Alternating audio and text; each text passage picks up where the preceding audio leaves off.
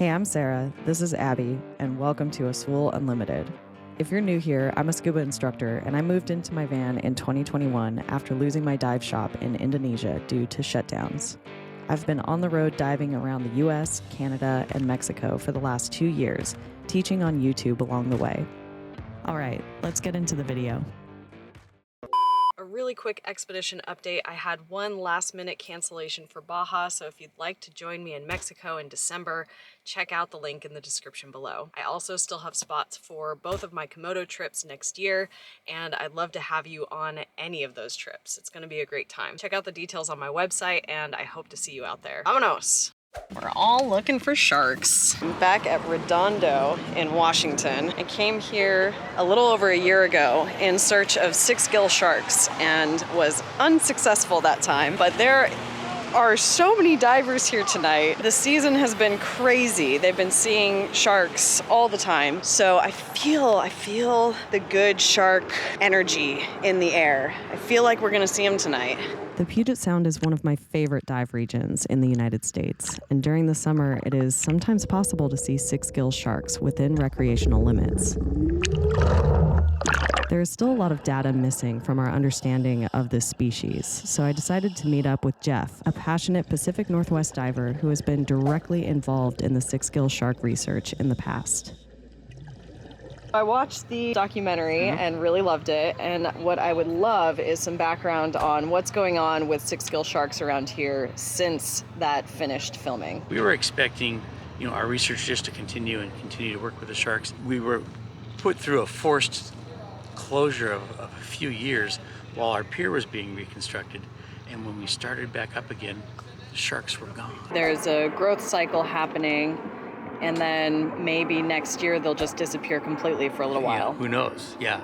Okay. And when they disappear and head out, as far as we know, we haven't seen those sharks again. Yeah. You have no idea how long you're going to stay out in the open ocean before they come back. While most shark species sport 5 gill slits, the six-gill shark boasts 6 and is anatomically more similar to ancient sharks. Fully grown six-gill sharks are enormous. The ones you see here are juveniles, around 7 to 9 feet. But six-gills can grow up to a staggering 18 feet in length and weigh as much as 1,300 pounds. The six-gill shark's upper jaw is armed with cusps, perfectly designed for gripping prey. In contrast, the lower jaw works like a saw, efficiently slicing away at their food. These sharks feast on a diverse menu, which includes other sharks, skates, rays, large bony fish, and an assortment of invertebrates like squid, crabs, sea cucumbers, and shrimp. They are not picky eaters and have been spotted scavenging on fallen giants of the ocean like whales. Their predators include orcas, other sharks, and of course, humans. This species can be found in both tropical and temperate waters around the world. Although not much is known about their migratory patterns, these sharks get around. Tagged sharks from the Puget Sound have been pinged as far as Southern California. They prefer hanging out in deep water, well over 300 feet and even all the way down to 6,000 feet. Yet they're no strangers to shallower waters, especially females during birthing or juveniles. Speaking of birthing, litters of these sharks range from as few as 22 pups to over 100. Check out these tips on how to support the study of sharks. 2 feet or just a tiny bit over 2 feet long, that's pretty much a neonate. They kind of start out at 24 inches. Wow. So what they didn't do is put the camera underneath so I can get a belly shot of the shark. And I'm always telling people, everybody, if you're shooting video and film of sharks, it's great, shoot all the exciting stuff you want, but let the rest of the body swim through the shot. Yeah. So you can see the pelvic fins to see if it's a boy or a girl. Yeah. And there's an umbilicus scar mark that would be on those little neonates that'll help us determine how young it was. Recently, they had some definitive evidence that a shark that was seen last year on video has the same marks and or damage as the same shark has appeared this year. Yeah. So if that occurs next year and the year after that, that's an opportunity to get that really, really important missing thing, which is how fast do they grow? How much do they grow? That's an unknown. Yeah. Even through all the other work that we did, we don't have that data. We said we got to get lasers on our sharks. So we built a triangle laser array, not just a 2 laser array, but 3, with equilateral triangle, with the objective being I want to be able to make a measurement on the shark that's not contingent on the animal being exactly perpendicular to the camera. If you got 2 parallel lasers, you get one here and one that's going to hit way up there on the shark. Whereas if the shark's perpendicular to the lasers, you get this size. Yes. If you have 3 equilateral points, it doesn't matter which angle the shark is. I can determine, just math, to figure out the angle of the shark, and then I can apply that correction to measuring the length of the animal. As recreational divers could just mount this laser on something. Or carry it with them. It's 3 lasers in a triangle with a pistol grip handle on it.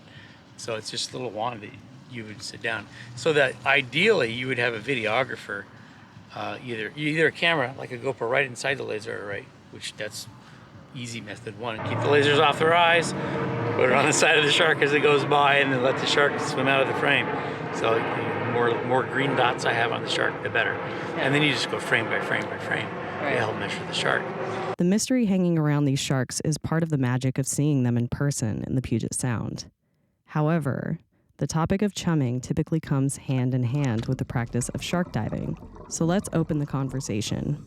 One of the reasons why the sharks might have been coming to this area is an active fishing pier. There are 6-gill sharks showing up at active fishing piers at other locations in Puget Sound. The thing that I took away from a lot of our observations of this shark eating is that once it bites down, it doesn't like to let go. And I use that observation to temper my proximity to the animal, what I'm willing to do as an encounter. The discussion with baiting usually comes back to habituation. Are we teaching the animal to come to this spot in time and acclimatizing to this level of interaction with people? It's a serious concern. Data on tag sharks did not support habituation.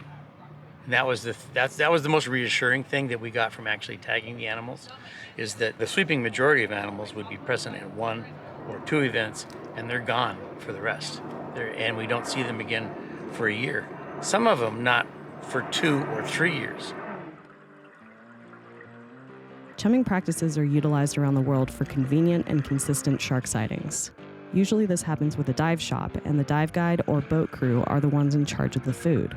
Some places will change the time, location, and type of chum to minimize creating habitualized behaviors of the sharks. One of the concerns is making sharks associate divers with food, which is obviously a safety issue. The other side is human impact on the natural food chain and keeping sharks active as apex predators in their ecosystems, which means if a group of divers is chumming, it shouldn't happen at such a frequency and volume of food that it changes the way sharks hunt in the local environment.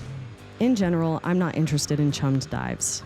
I'm much more intrigued by natural creature sightings. It makes those moments so magical because they come out of nowhere.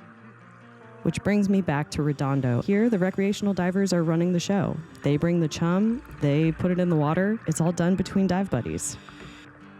When I went on this chummed dive, I felt a kind of way about it, but I wanted to see what divers are doing out here and open a conversation about responsible interactions with these sharks. Of course, the chumming worked. My first glimpse of a 6-gill was exciting, I won't lie.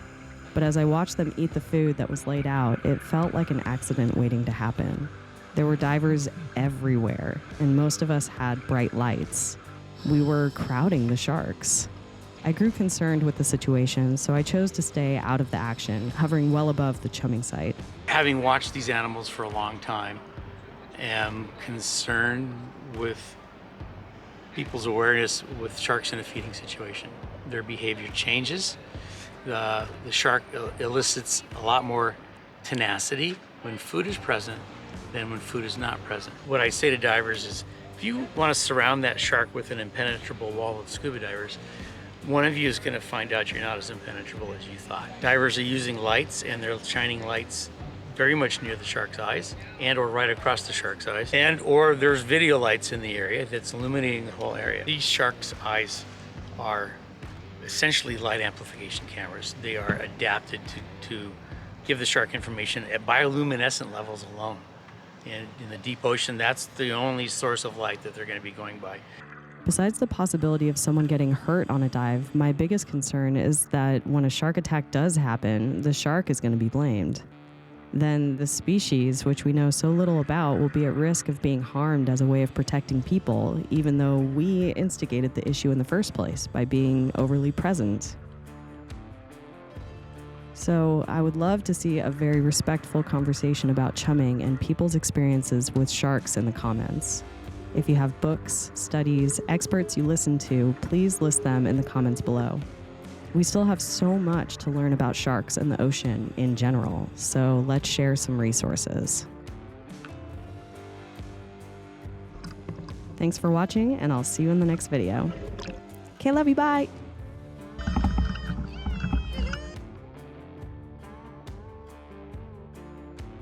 Just so you know, you will have Abby hair on you for the rest of your life. Yes, that's what I'm good. I love sharks. I usually don't get nervous about sharks, but I was like, this is an accident waiting to happen. I think it's fair to say that there's a certain percentage of people who are down there messing around with these sharks who don't have the shark sense. You know, someone who does have shark sense like you saw that situation and went, maybe I should go up a little bit and just watch what's going on.